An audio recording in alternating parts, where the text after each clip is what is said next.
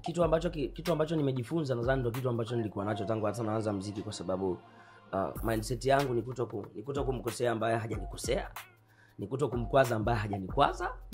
Na kingine nilichojifunza kikubwa, na hata nilipokutana na mzee wangu Diamond, aliniambia, ndugu wangu sikiliza ngombe kitu kimoja, muziki sio vita ya leo tu, ni vita ya maisha yako yote, kwa sababu ni kazi ambayo umeichagua.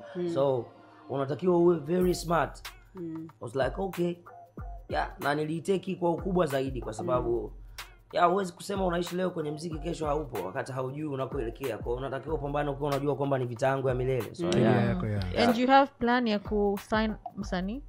Inategemea, kwa sababu sasa hivi niko nawekeza mwenyewe kwa kazi zangu, kila kitu naweka mwenyewe. So kama kuna management yetu, kuna mtu anatoa mchele wake anaweka kwenye kitu changu, hapana. So nawekeza mwenyewe, napambana mwenyewe.